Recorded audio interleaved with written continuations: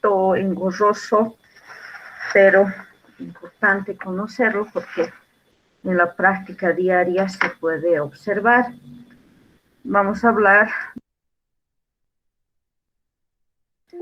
hablar del embarazo molar, conocido también como mola hidatiforme.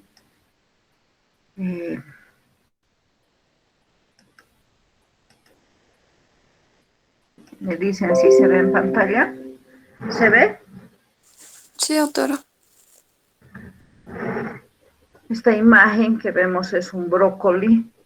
La verdad que la placenta en este tipo de embarazo se degenera y adquiere esta forma de vesiculitas como si se tratara de un racimo de uvas o de brócoli. Entonces vamos a hablar de la enfermedad trofoblástica gestacional que viene con las siglas ETG y es un conjunto de enfermedades que tienen relación entre sí y que se caracterizan, como les mencionaba al inicio, por una degeneración del trofoblasto. El trofoblasto, ustedes saben, va a dar lugar a la formación de la placenta. Este trofoblasto presenta edema en todas las velocidades coriales, por lo que estas se van a llenar también de líquido. Existe una degeneración hidrópica. Al inicio de las clases, al inicio de nuestra rotación o de nuestra presentación de embarazo, habíamos hablado que la placenta produce la hormona gonadotrófica coriónica y la fracción beta es la que nos interesa. Al existir una hiperplasia de este trofoblasto, de una alteración en la formación de la placenta, existe también un aumento exagerado de la producción de esta hormona, que nos sirve como un marcador biológico para establecer esta patología. Toda esta alteración se produce por una aberración o una alteración en la fertilización, en el momento de la unión tanto del ovario como del espermatozoide. Y se dice que la principal alteración genética se produce en el cromosoma paterno. Nosotros clasificamos la enfermedad trofoblástica gestacional en procesos benignos y malignos. La enfermedad trofoblástica gestacional es conocida como mola completa o mola incompleta de acuerdo al si se encuentra o no presente el embrión. Esta forma benigna puede convertirse en cualquier momento en maligna. Generalmente la que se va a malignizar en un 80% es la mola completa y se va a convertir en mola invasiva, conocida también como corion destruens, en coriocarcinoma o en el tumor del sitio placentario, en el que tenemos al tumor trofoblástico epitelioide, que es el más maligno y que puede llevar a la muerte de la paciente. En esta clasificación, la que se presenta con mayor porcentaje es la mola hidatiforme, la mola benigna en un 80% de los casos, seguida de la mola invasiva, del coriocarcinoma y posteriormente en un 0,2% la mola más maligna, el tumor del sitio placentario. ¿Cuál es la frecuencia de presentación de esta patología? Se dice que se presenta esta patología una vez cada 500 a 1000 embarazos. Es muy frecuente en la adolescencia, donde vamos a encontrar nosotros uno cada 311 embarazos, o sea, vean la frecuencia. Y en personas que se han embarazado después de los 45 años, es mucho más frecuente, entonces va a ser en este grupo etario en que nosotros vamos a encontrar un embarazo, una degeneración de nuestro embarazo, 1 cada 72 embarazos. Se hizo estudio en el Hospital Ginecobstétrico de Sucre y se encontró que en las adolescentes se presentaba un caso en 385 embarazos. Entonces, en nuestro medio también tiene un porcentaje muy apreciable, por lo tanto, su importancia. Vamos a hablar de la forma benigna, la más frecuente. Hemos visto que se presenta en un 80% de los casos. Y vamos a indicar que la moleidatiforme es conocida también como embarazo molar o enfermedad trofoblástica gestacional benigna. Y se caracteriza por una degeneración hidrópica de las vellosidades coriónicas que está limitada a la cavidad uterina. Se caracteriza, como ya habíamos mencionado anteriormente, por la presencia y quistificación de las vellosidades coriónicas que van formando hidáctides, se van formando una especie de quistes dentro de esta cavidad que están llenas de líquido. Tienen la apariencia de un racimo de uvas y la alteración de todas estas enfermedades, y en este caso de la moleidatiforme, se va a presentar en el momento de la fecundación. ¿Qué pacientes pueden tener esta patología? O sea, un daño en el momento de la fecundación. La primigestañosa, ya habíamos mencionado que pacientes que se embaracen a partir de los 40 o 45 años tienen mayor probabilidad. Se dice que también mientras más hijos tengan, mayor probabilidad de esta patología, y la edad reproductiva extrema. Menores de 16 o mayores de 40 años pueden tener esta patología. En pacientes que tienen un estado socioeconómico bajo se ha visto esta patología, ya que no tienen buena alimentación. Estas pacientes generalmente van a tener una dieta baja en proteínas.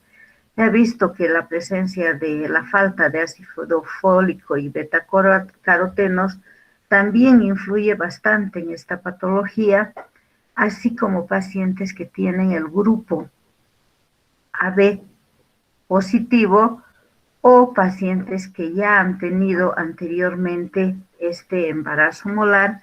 En el subsiguiente embarazo también pueden volver a tener esta patología. Esta es una imagen de un embarazo molar completo, donde vemos que existe una degeneración total del producto de la concepción, en la que nosotros no vamos o no observamos en ningún momento al embrión o al feto. Por lo tanto, vamos a clasificar al embarazo molar, de acuerdo a su degeneración trofoblástica, en mola parcial, en la que nosotros podemos ver parte de degeneración de ese trofoblasto, de esa placenta, y al embrión, y la mola completa, en el que no observamos ni embrión ni feto. La mola completa habíamos mencionado que es la que se puede degenerar y se forma porque el espermatozoide ha fecundado un óvulo vacío e inerte. Por lo tanto, el espermatozoide duplica su material genético y tenemos un cariotipo 46XX en un 90% y un 46XY en un 10%. El responsable de esta alteración entonces es el cromosoma de origen paterno. Aquí no interviene para nada el cromosoma materno.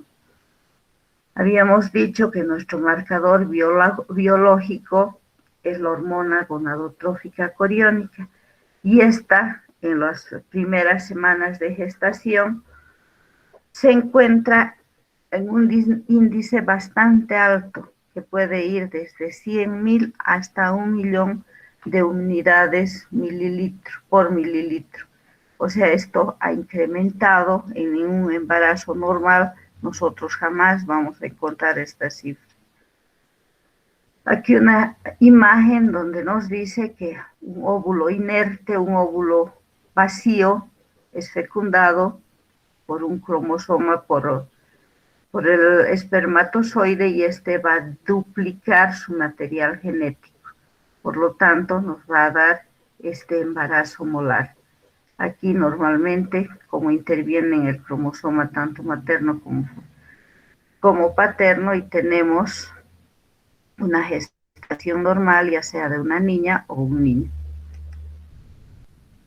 Otra imagen de una degeneración completa, una mola completa. ¿Qué pasa cuando se ha producido esta alteración en el momento de la fecundación?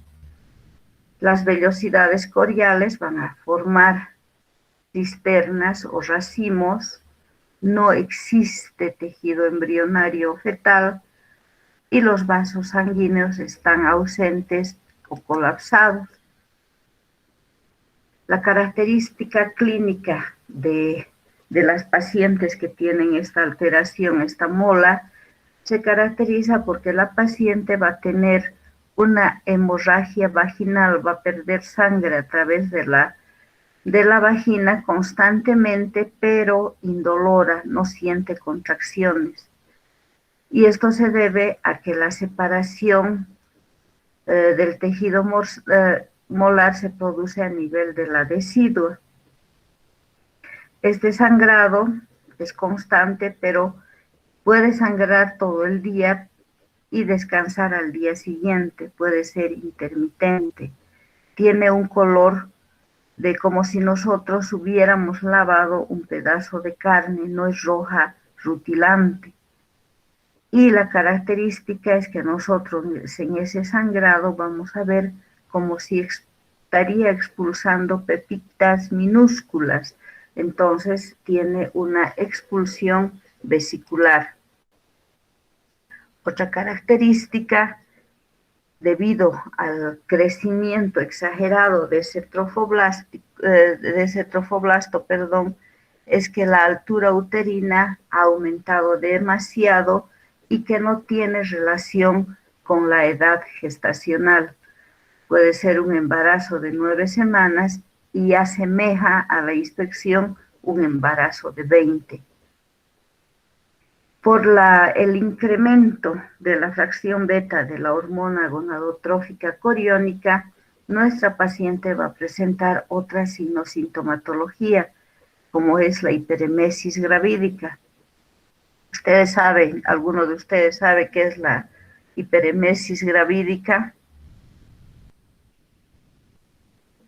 Es cuando la mujer embarazada tiene unas exageradas, bueno, aumenta las náuseas y se hace muy intensa. En este caso son los vómitos. Emesis es vómito. Entonces, aumento exagerado de los vómitos. Una mayor a 7 por día. Entonces, la paciente no tolera para nada la comida, vomita. Hacemos tratamiento, sigue vomitando. Entonces, aumento exagerado en la cantidad de vómitos. Por el incremento también de la fracción beta de la hormona gonadotrófica coriónica, nuestra paciente va a presentar una tormenta tiroidea, es decir, la paciente va a presentar taquicardia, sudoración, la T3, T4 se elevan, consecuencia, les decía, de elevación de la fracción beta. Y también en estas pacientes nosotros podemos ver a nivel del útero la aparición de quistes tecaluténicos.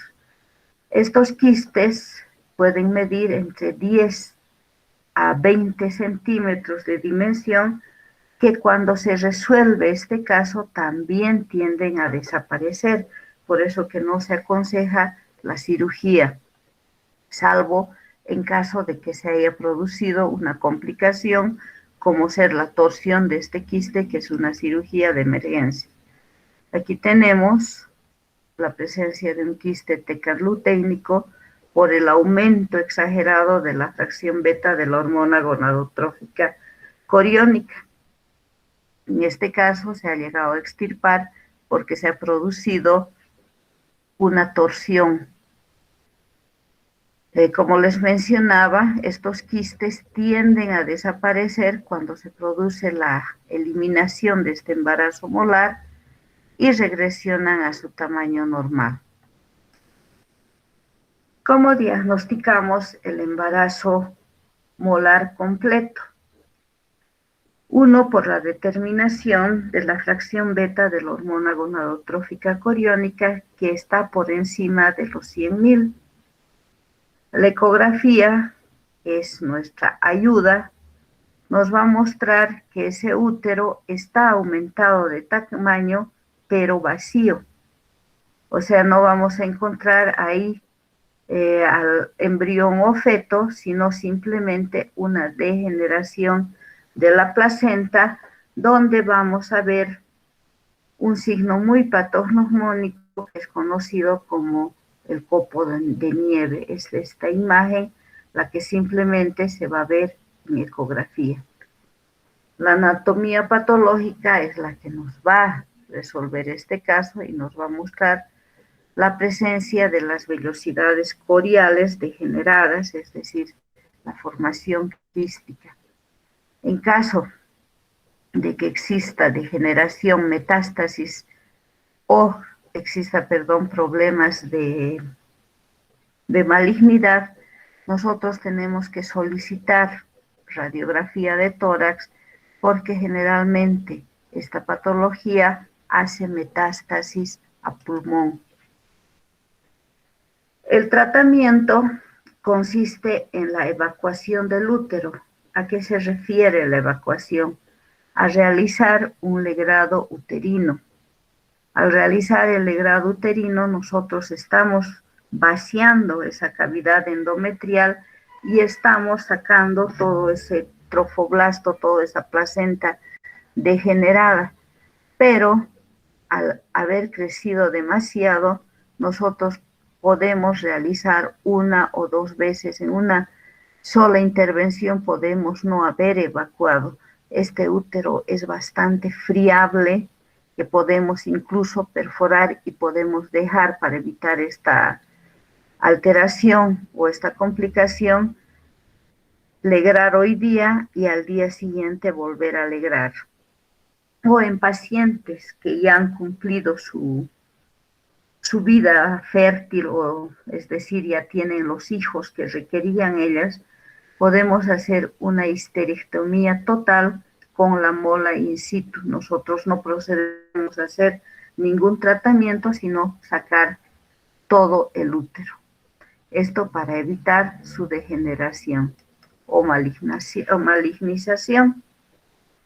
La mola parcial, habíamos mencionado que es otra forma benigna y también se caracteriza porque va a presentar una alteración, una degeneración parcial de la placenta. En este caso, nosotros vamos a encontrar elementos de tejido fetal. Nuestro feto, si está vivo, puede morir durante el primer trimestre de la gestación, es decir, hasta las 12 semanas. Las cifras, nuestro marcador biológico, que es la fracción beta de la hormona gonadotrófica coriónica, se encuentra generalmente entre 40.000, pero menos de 100.000 miliunidades por mililitro. Este es un embarazo molar donde ven la presencia de un fetito de aproximadamente 10 semanas, pero existe ya la degeneración de la placenta.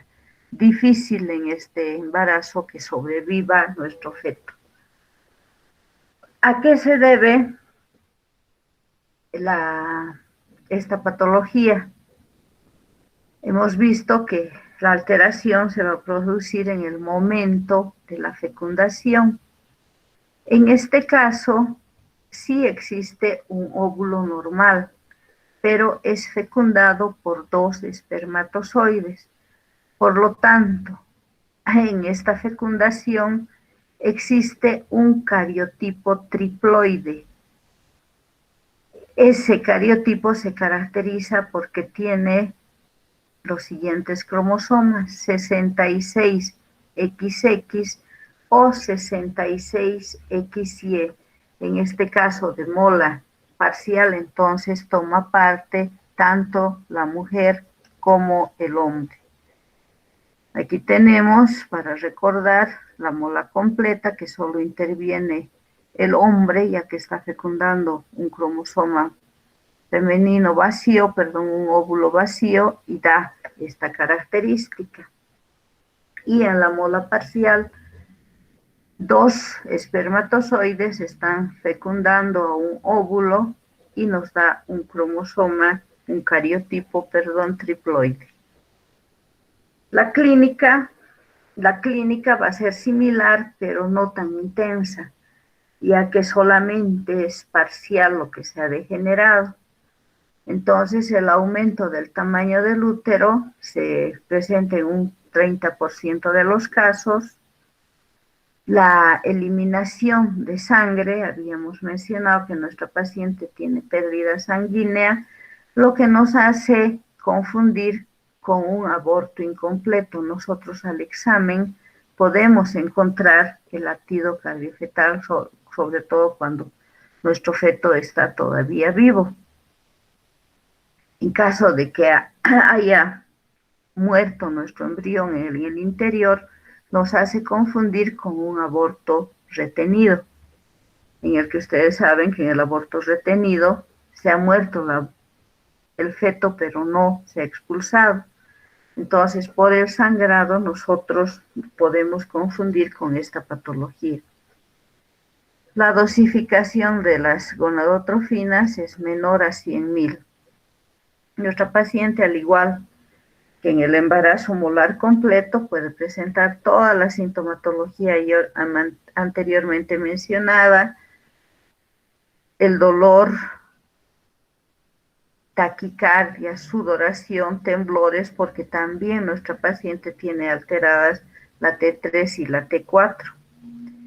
En estas pacientes con mola hidatiforme, nosotros podemos encontrar la hipertensión o signos de hipertensión, sobre todo cuando este embarazo va aumentando de semanas de gestación por el incremento, vuelvo a repetir, de la fracción beta de la hormona gonadotrófica coriónica.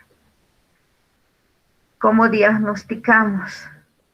La ecografía, que nos va a ayudar. En este caso vamos a ver la presencia del embrión o feto y la placenta, que está gruesa y con la presencia de quistes. Siempre la ecografía nos ayuda para nuestro diagnóstico en un 90%. Aquí vemos a la placenta y parte del embrión. El embrión, que en este caso ya está sin signos vitales. Hemos diagnosticado nuestro embarazo molar por la sintomatología, especialmente la paciente va a acudir por ese sangrado que va a presentar, y nosotros al revisar la cavidad vaginal vemos la presencia de quistes. En esta paciente nosotros vamos a internarla porque estamos sospechando de un embarazo molar, o posiblemente también estemos sospechando de una amenaza de aborto. Esta paciente, como todas las pacientes que presentan sangrado, debemos siempre estabilizar hemodinámicamente, porque el primer signo que presentan es la anemia. En estas pacientes nosotros vamos a solicitar, para ver si hay la degeneración de nuestro embarazo, la fracción beta de la hormona gonadotrófica coriónica. Pediremos un hemograma completo, unas pruebas de coagulación, veremos la función hepática y renal. Y les había mencionado, vamos a pedir siempre una radiografía de tórax para ver si no existe una degeneración de esta patología, una malignización. Y una vez diagnosticados, solicitados los laboratorios, realizaremos el legrado, ya sea por aspiración, el AMEU o el legrado instrumental con legra. Se dice que el legrado uterino es el método de elección para eliminar toda esta placenta degenerada, todo este embarazo degenerado, pero previo les mencioné que el útero ha aumentado de tamaño, este útero tiene una consistencia blanda, entonces antes de entrar al acto quirúrgico, nosotros debemos canalizar siempre con una aguja gruesa.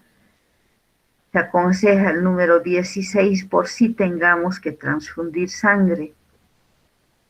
Y una vez canalizada, nosotros podemos administrar cualquier solución fisiológica, glucosada, y administraremos en el interior de ese suero la oxitocina, 20, 40, 60 unidades, para que ese útero se contraiga y nosotros procedamos a la dilatación primero del orificio cervical y posteriormente al legrado uterino. Al administrar esa oxitocina, hacer que el útero se contraiga, nosotros evitamos el perforar ese útero. Tanto en la mola completa o incompleta, si la paciente ya tiene su vida obstétrica completa, es decir, que ya tiene los hijos que quería, es mayor de 40 años, para evitar la secuela que es la malignización, podemos realizar, y habíamos mencionado, la histerectomía. En este caso nosotros no vamos a alegrar, sino vamos a ir a extirpar todo el útero. Entonces existe el peligro del 3 a 5% de los casos de que esta patología se malignice. ¿Y cómo vamos a vigilar el embarazo molar? Una vez que nosotros hemos evacuado el útero, hemos hecho el legrado uterino o hemos hecho la aspiración, vamos a realizar la medición de la fracción beta de la hormona gonadotrófica coriónica. Primero vamos a hacer cada mes o una vez por semana durante un mes, posteriormente cada mes primero semanal, luego cada mes durante 6 meses y cada 2 meses durante otros 6 meses. Entonces nosotros le estamos vigilando durante todo un año a la paciente, midiendo la fracción beta. Si esta fracción beta de la hormona gonadotrófica coriónica va descendiendo, significa que nuestra paciente está mejorando, nuestro proceso molar no se está malignizando. En cambio, si esta fracción beta no disminuye o, caso contrario, se va incrementando, significa que esta mola se va degenerando en un proceso maligno. En estas pacientes también se aconseja que una vez lograda la evacuación, nuestra paciente no debe embarazarse por lo menos un año, lo ideal es 2 años. En esta paciente tenemos siempre que aconsejar la planificación familiar. Se ha visto que el tomar anticonceptivos hormonales no degenera este cuadro, entonces no altera. Y podemos aconsejar entonces siempre la planificación familiar, y los valores, si se mantienen normales durante 4 semanas, decimos que ese embarazo molar está resuelto. Aquí tenemos un diagnóstico diferencial entre las principales patologías que nos pueden confundir esta patología. El aborto caracteriza porque tiene un sangrado rojo rutilante. En el embarazo ectópico hemos dicho que tiene una coloración como la borra de café por el tamaño por el tamaño uterino. Nosotros podemos confundir que se trata de un embarazo gemelar. En el embarazo gemelar, el sangrado, salvo que sea una amenaza de aborto, el sangrado está ausente. Y en el embarazo molar hemos dicho que ese sangrado no es el rojo rutilante, sino alavado de carne y existe la expulsión de las vesículas. De acuerdo a la altura uterina, nosotros vemos que en el aborto está normal, disminuido en caso de que se haya producido un aborto retenido. En el ectópico, como el embarazo no está dentro de la cavidad uterina, la altura uterina es menor. En el embarazo gemelar ha aumentado lo mismo que en el embarazo molar.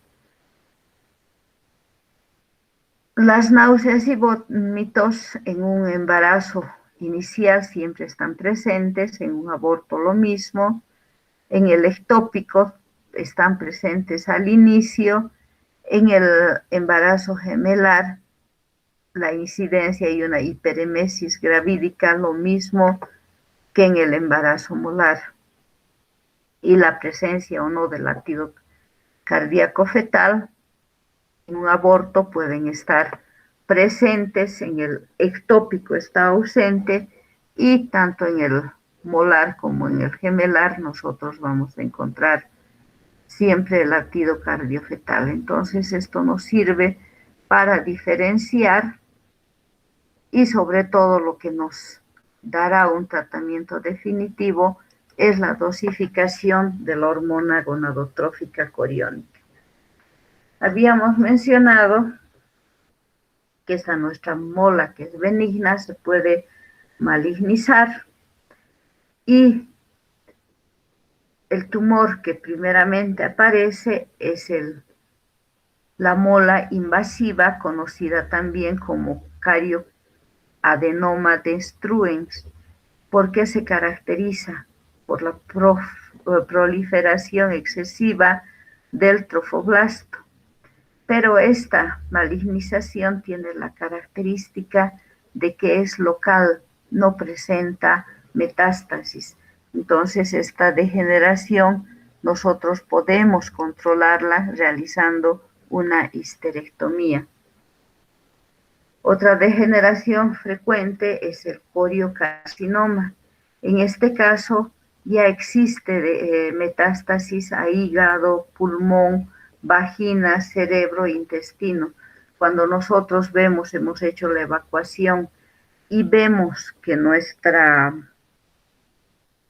fracción beta no va disminuyendo, entonces debemos pensar, en una degeneración maligna de esta nuestra mola, y nosotros haremos una interconsulta con el oncólogo.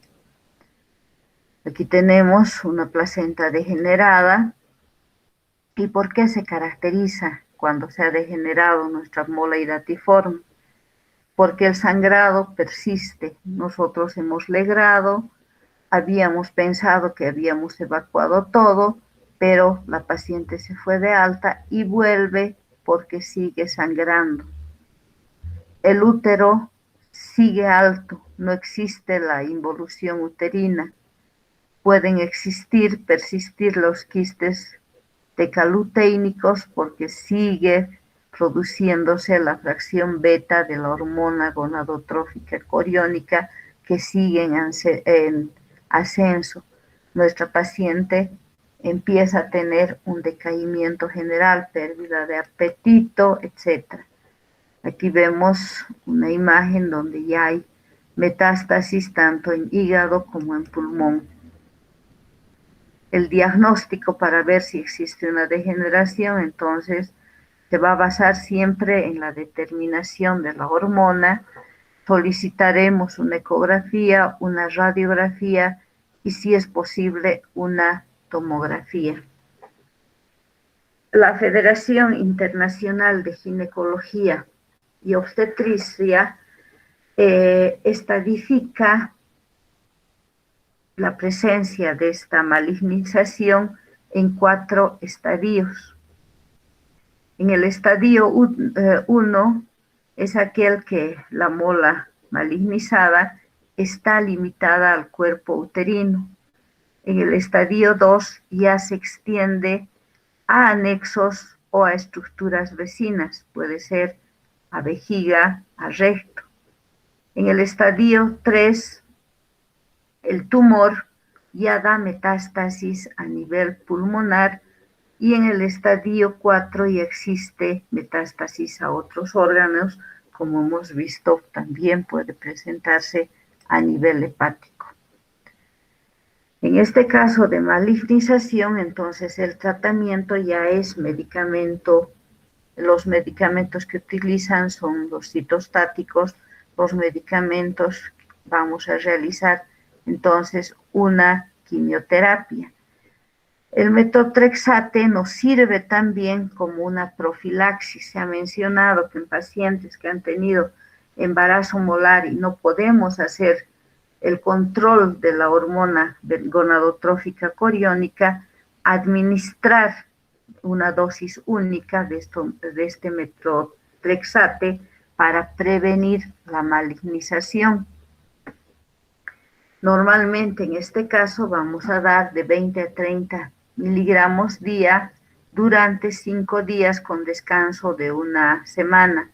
Se puede utilizar la actinomicina también durante 5 días y el tratamiento quirúrgico que es la histerectomía, sacando siempre histerectomía total, sacando trompas y ovarios. En caso de que nuestra paciente siga avanzando, se siga o ya exista metástasis, entonces se pueden utilizar estos medicamentos que netamente son de uso del oncólogo.